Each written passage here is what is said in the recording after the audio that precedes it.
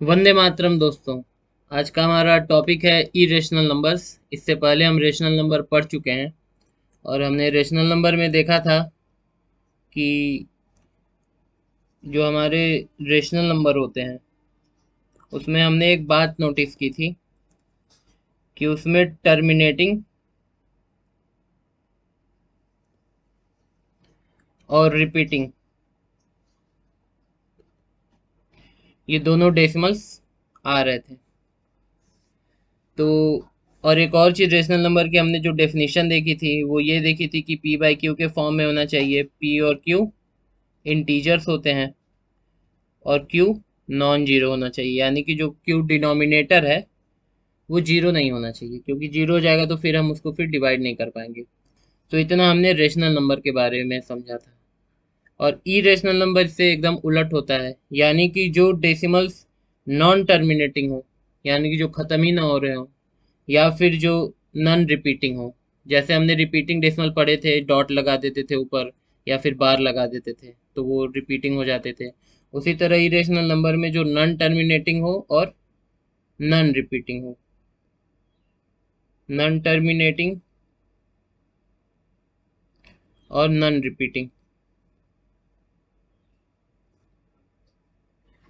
उसको हम कहते हैं इरेशनल नंबर। जैसे अगर हम एग्जाम्पल की बात करें तो जैसे कि हमारे पास कुछ है 0.6 1 2 3 4 5 6, ऐसे ही ऐसे चलता जा रहा है। ये कहीं भी आपको रिपीट नहीं कर रही है डिजिट्स की, वहां पे बाहर लगाया जाए चाहे डॉट लगाया जाए।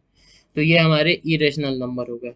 एक और एग्जांपल ले लें, जैसे 2.6 7 8 4 4 2 6, ये भी ऐसे चलता जाए तो ये भी हमारी क्या हुई, इरेशनल नंबर हुई, क्योंकि इसमें भी कोई डिजिट्स रिपीट वैसे नहीं कर रही है कि 6 6 6 6 2 2 2 2 2 वैसे चलता जाए।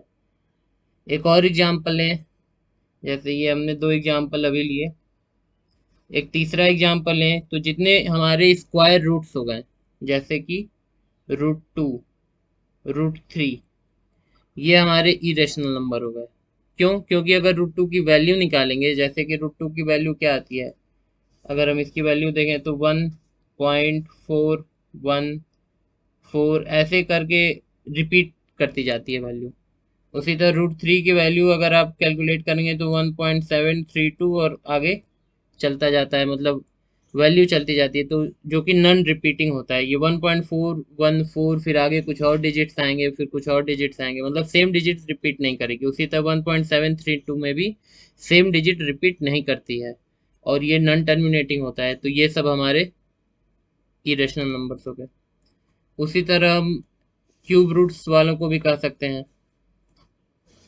जैसे कि हमारे पास रूट थी और यहाँ पे क्यूब रूट लगा हुआ है, √24 क्यूब रूट्स लगे हुए हैं। ये सब हमारे रेशनल नंबर हो गए। लेकिन हम जैसे अब 27 है और यहाँ पे क्यूब रूट लगा हुआ है, तो ये हमारा इरेशनल नंबर नहीं हुआ, ये हमारा रेशनल हुआ। क्यों? क्योंकि इसकी वैल्यू क्या आती है, 9, सॉरी 3, इसकी वैल्यू 3 आती है। जैसे अगर 4 है, इसका अगर स्क्वायर रूट लें तो ये भी रेशनल हुआ, क्योंकि इसकी वैल्यू आती है 2। तो अगर नन परफेक्ट स्क्वायर नंबर है, यानी कि जिसका हम स्क्वायर रूट नहीं निकाल सकते, इस तरह जैसे कि इसकी 3 आ गई, क्यूब रूट इसका 3 आ गया, इसका स्क्वायर रूट 2 आ गया, अगर ऐसे नहीं निकाल सकते हैं तो वो फिर इरेशनल नंबर होगा। एक यहाँ क्वेश्चन आता है कि क्या पाई रेशनल है या इरेशनल, जिसकी वैल्यू हम लिखते हैं ना 22/7, या फिर 3.14, और तो क्या पाई रेशनल है या इरेशनल है, ये क्वेश्चन बनता है। अगर ये रेशनल है या इरेशनल है और ये क्या है, ये रेशनल है या इरेशनल, इतना तो मैं बता दे रहा हूँ, 22/7 रेशनल है, क्योंकि ये p/q के फॉर्म में है।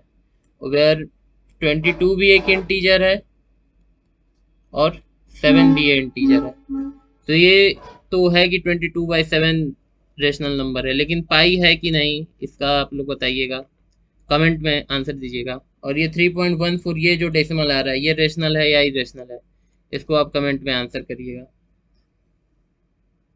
जय श्री राम।